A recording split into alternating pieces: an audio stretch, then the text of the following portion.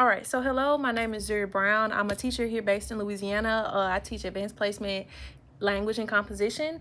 I almost said literature and composition. This is my first year teaching language and composition. And so I have a background in philosophy. I was trained to teach trained to read hermeneutically and pragmatically, which in essence just means that I was taught to read very deeply, to think about, to make ideas increasingly more and more complex. I was taught to take different experiences and opinions of other people to form my opinion. So I try to look at somebody who contradicts each other to see which one I best align with, but also to be action guiding. And I believe that the action guiding principle for me is teaching. And so that is why I chose to teach. What I'm going to do today is I am going to have an analysis on a poem from Khalil Gibran's book or novel called The Prophet. And this poem is called On Children. I really enjoy this poem because I live in the Bible Belt. And because of that, a lot of people that I teach, or a lot of the students that I have interactions with, believe in God or believe in a higher power. And not only is this poem about God, it speaks a lot about the relationships of children and parents. Or there's some implication here, or it gives room for thought and reflection about the relationship that children have with their parents, but also this idea about free will and destiny. How much of my choices, or how much freedom do I have in determining where I end up? How much of my causes will lead to an effect that I want? How much of my life is determined by my choices versus the choices of someone else for me? And this someone else is, of course, a higher power or authority. And so this idea, think about if we were speaking about fate, because a lot of the students that I've experienced do not know or do not understand perhaps this idea about fate and destiny, because it is something that is intangible, meaning that it's non-physical. I can't touch it. When somebody's talking about freedom, justice, or love, can you grab and touch on love? Can you grab and touch on freedom? These are abstract ideas. And so this idea about God or the supernatural is abstract. It's not something that I can touch. Though the Bible may be a symbol for Christianity, it is not itself the word of God. Does that make sense? And when I say that, I mean, though it is the word of God, some people argue about this, it is not itself God. I cannot touch and grab God. It's not something physical. It is something that is metaphysical, which means that it is in the world beyond. Now, that is a philosophical term. And so, in reading On Children, there are two things that perhaps you should know, is that this poem speaks directly to the reader, and it is also in second person. And so this poem is written from the perspective of a prophet. Remember, the poem that it's come from is called The Prophet. Prophet means that there's someone or perhaps a vessel of God. He is speaking the word of God for humans. And so he's speaking directly to the reader. He's speaking in second person. And so this is a poem about children. And so there are 3 stanzas in 20 lines. And so the first stanza has about 4 lines. And it says, "Your children are not your children. They are the sons and daughters of life's longing for itself. They come through you, but not from you. And though they are with you yet, they belong not to you." And so these first 4 lines really speak towards the main idea of this poem, is that your children, and of course this you, what is the question? Who is you? If we're speaking about children, if it's not the child, then who must it be? It has to be the parent. And so what this poem becomes then is advice for parents. And so your children are not your children. This first line is counterintuitive. What do you mean your children are not your children when YOUR is possessive? Your children, your book bag. It is a possessive noun. Your children are not your children. They do not belong to you. And so the question becomes is, who do they belong to? Do they belong to themselves? Do people belong to themselves? Is it an individual thing, or is it something that's above me? And I want you to continue to think about this, something that is above me, because it's not directly referring to something that I can see. Though I cannot see it, I feel the will of the person that I are, the idea, the thing in which I do belong to. Now, if you do not believe in God, I ask you in this moment to humble yourself. Hold on. Because when you are reading, you will come to understand that the same way as when someone is speaking to you, though I disagree with what he says, it is proper courtesy to wait until they finish. Do you understand my point? And so, though you are reading something that you do not directly agree with or directly relate to, a skill that is taught in English classes is this idea of empathy. Can I put myself in someone else's shoes, though I may not relate to them, have similar experiences to them, or agree with their ideas? Humble yourself. Take yourself out of the equation. Listen to what it is that they have to say before you come to your own final conclusion. And that may be hard because some people are indignantly unable to take themselves out of the equation. But until you are able to do that, and so regardless about, really to put it simply, regardless about whether or not you agree with this person's ideas, can you understand it, number one? And number two, can you understand their points?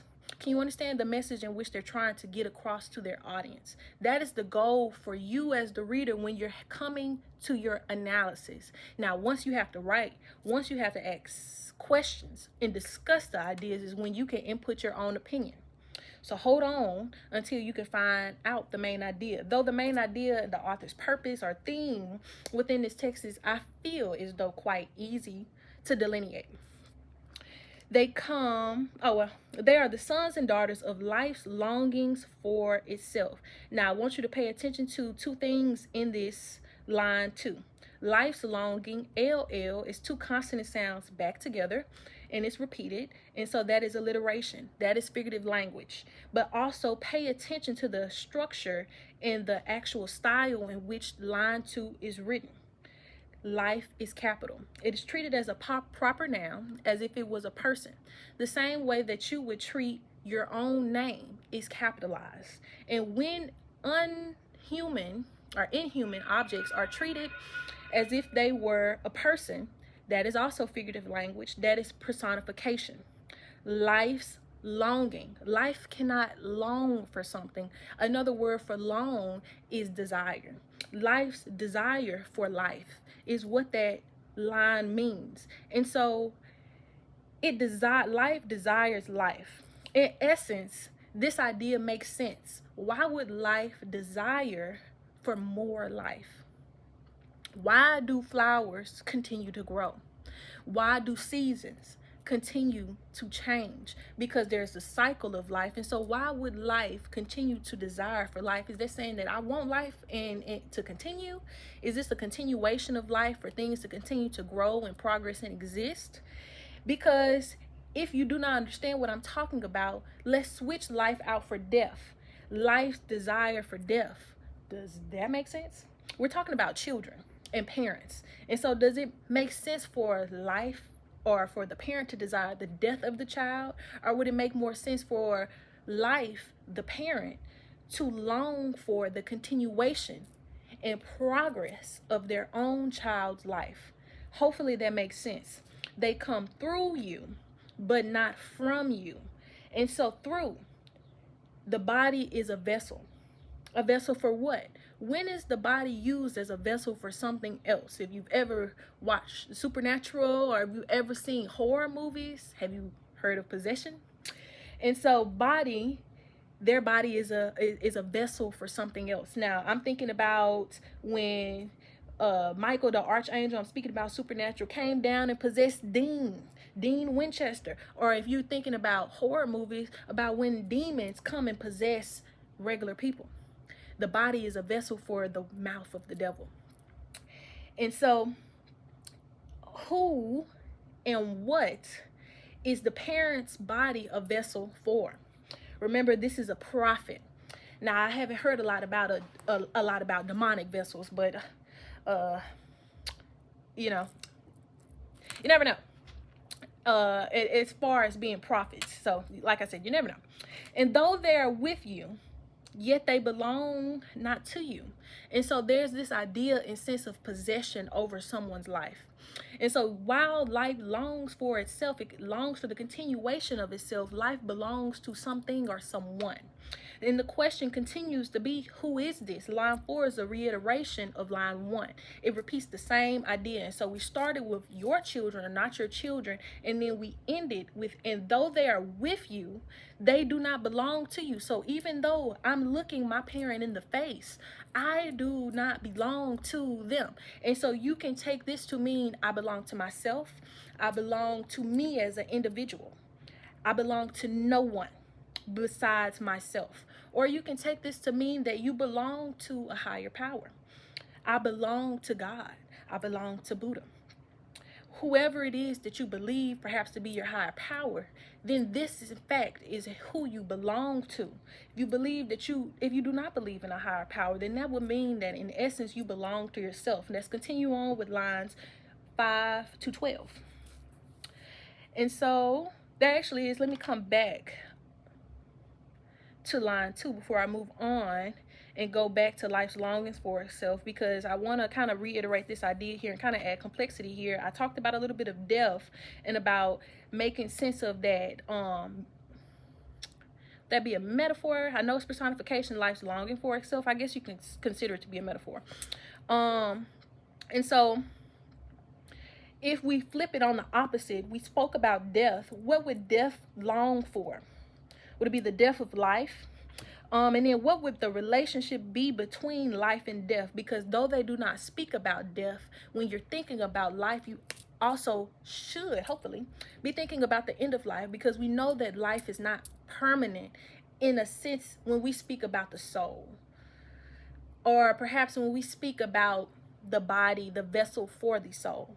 It does not last forever. It is impermanent, not permanent. And so what's the relationship between life and death there? And so let us now go to 5 and 12.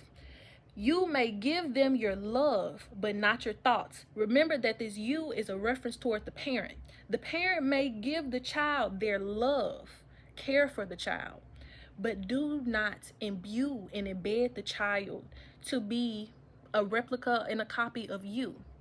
There is an individual presence within the child that must be nurtured, not destroyed. They have their own thoughts. This is line 6. You may house their bodies. You can give them your love. You may take care of them and feed them. But do not feed their souls. For their souls dwell in the house of tomorrow, which you cannot visit, not even in your dreams. And so their souls dwell in the house of tomorrow. We understand temporality or time in 3 ways: past, present, and future. And so in what way or where does the word tomorrow, where does it fit? It is not something that we've experienced yet, so that means it is the future. And so though he does not say it directly, think about figurative language. Sometimes what you mean is not exactly what you say. And so this house of tomorrow is not actually a house of tomorrow. It's just a poetic way of saying the future. And so their souls, something that's inside them, this can be the mind, this can be the heart, the emotions, whatever it is that you view to be the soul, perhaps it's a combination of all those things put together. Their souls, whatever it is, lies in the future. And so though you may be with them in the past and in the present, there is some point in a child's life in which they will be alone, in which they will be living in the future, a future in which the parent does not exist. The memory of the parent exists. But if we want to think about it in the way that Khalil Gibran is speaking, then we would say that the parent lives in the house of the past. You may strive. And that's why the parent cannot visit them, not even in their dreams, because though a parent may have a vision and future that they have for their child, that is not something in which you can definitively know for a fact. Can I know for a fact where my child will end up? I know where I want them to be, but is that in fact the truth? I cannot visit and know for sure. You may strive to be like them. The parent may strive to be like the child, but seek not to make the child like you. For life goes not backwards, nor tarries with yesterday. Tarries means to linger.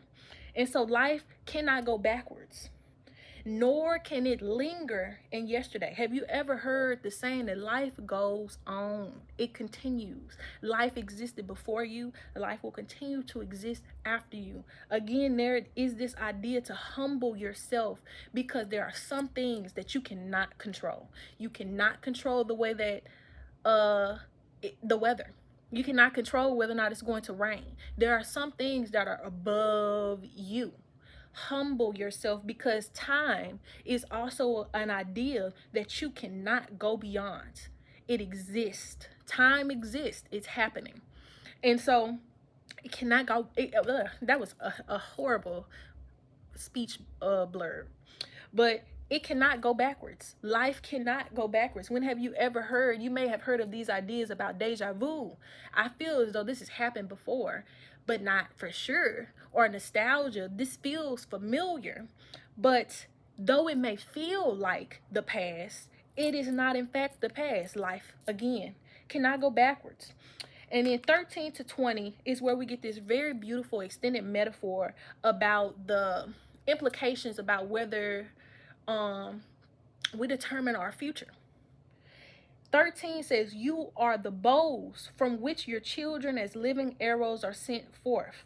A metaphor is a direct comparison between two unlike objects or things without using the words like or as. And so when it says you, every time that they say you in this poem, it's a direct reference to the parent. The parent is the bow. The parent is not like the bow. It is the bow. Her eyes shine bright like a diamond, or that is wrong. It would be her eyes are diamonds. This is how I remember the difference between a metaphor and a simile. And so you, the parent, is directly compared to the bow from which your children as living arrows are sent forth. This is two metaphors, and it's extended on down, because 13 to 20 continue this idea about the parent being the bow, the child being the arrow. But you have to remember, someone shoots a bow. And so we kept talking about, well, if the child does not belong to the parent, who does it belong to? In lines 13 to 20 in this final stanza is where Gibran finally connects this idea about children, the parent, and who is the middleman in between the child and the parent. Or perhaps it would be better to say that the parent is a middleman for the child and for God. Hopefully that makes sense. And think about it like this. I'll read 13 to 20 and then hopefully try to break it down so that people can kind of understand what it is exactly that the author is trying to say. You are the bows from which your children as living arrows are sent forth. The archer sees the mark upon the infinite, and he bends you with his might, so that his arrows may go swift and far. Let your bending in the archer's hand be for gladness, for even as he loves the arrow that flies, so he also loves the bow that is stable. And so we have this metaphor. Again, it's extended. If you've never heard about the extended metaphor, all that is that I got a metaphor, shine bright like a diamond, that continues throughout that whole song. Her eyes shine bright like a diamond for 3 minutes and 14 seconds. She was shining bright. But what it is, and when you come down to these poems, is that instead of it being a song, it continues from a certain number of lines on down. And for us, in this third stanza, it is throughout this entirety of this third stanza, and really the same idea that's seen in stanza 3 is seen in stanza 2, but also stanza 1. And so when they ask you about how can I make my ideas logical, he starts with a message that we already stated was counterintuitive. He comes here and he continues to give more advice about what it is that he established in stanza 1, but he finalizes and summarizes his ideas in a way that helpfully helps the reader understand his main message. And so we have to view this as an essay, introduction, body paragraph, and summary.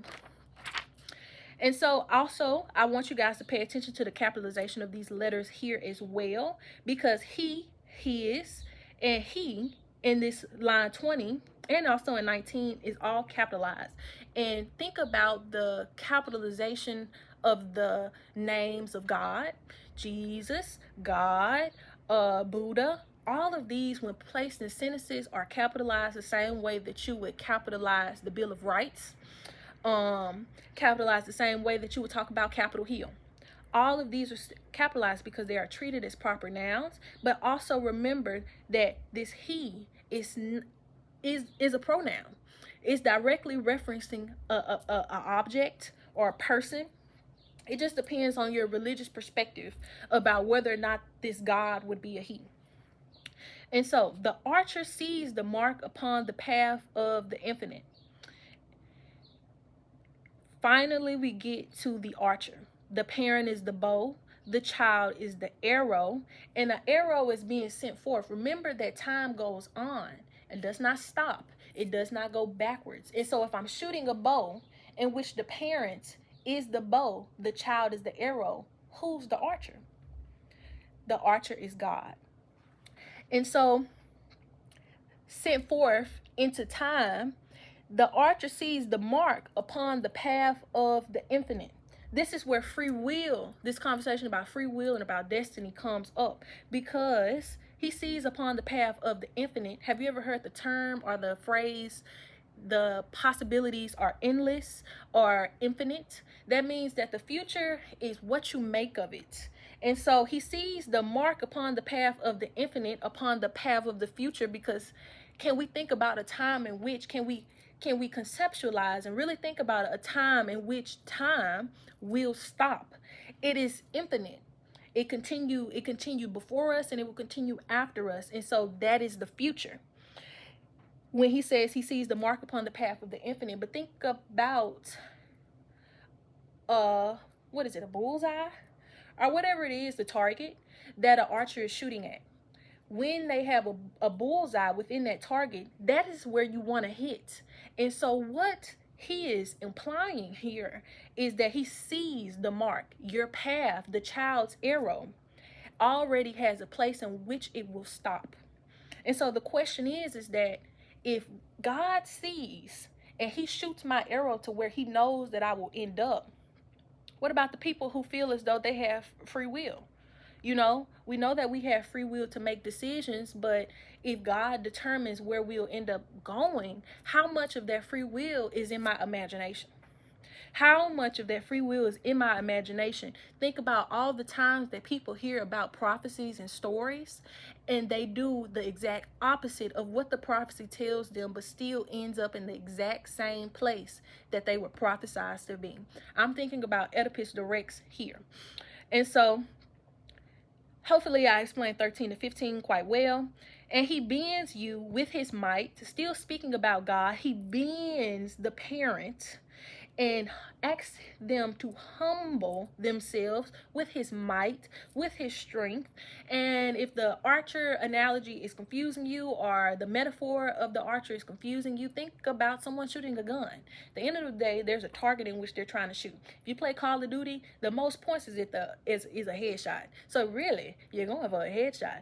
And so when you basically, if you're the child, you would be the bullet that is being shot. Your parent would be the gun, and God would be the person who is shooting the gun. And so I'm going to line 17. Well, let me start at 16. And he bends you with his might, that his arrows may go swift and far. Let your bending, the parent's bending, in the archer's hand be for gladness. Appreciate that God has perhaps allowed you to be in this process, or perhaps be thankful that God desires for your child to go far. I'm not exactly sure what he means in lines 18. Perhaps this could be an over-analysis. For even as he loves the arrow that flies, so he loves also the bow that is stable. He loves the child, but he also loves the parent that provides a stable foundation to the child, so that they may go as swift and far as God has sought out for them. And so there's a great question within this poem about how much of my fate is determined by a higher power, or how much of my actions determine where I will end up. We kind of keep going back to that same idea and same questions that we had prior to. This poem will not give you the answer to your questions, but it will give you an idea and direction about where it is that you can go. And so hopefully this was an enjoyable analysis for you. This is one of my go-to poems. I always pull it out because my children very much enjoy it, because they see ideas and connections between their own relationships that they have with their parents. There are children who struggle a lot with anxiety because of parental expectations. There are people who struggle with parental relationships, parent to child relationships in general. I guess Khalil Gibran would say that their boat is not stable. For how could a child who is constantly emotionally at war with their parents have a stable foundation in which they can go forward in? At some point, they will have to come to terms with the damage and the trauma that has been done to them in the childhood and in the past. And so I guess what it would really be for us would be lines 12. Life goes not backwards nor tarries with yesterday. Do not linger about what happens in the past. Continue forward, for that your arrow may go as far as you want it to. Is really the best advice that I can give to students and perhaps parents who are maybe struggling with this. If I was, I have no children, but if I was a parent, I would really appreciate the poem and the message that it is really trying to give to me and how I would want to raise my children. So thank you.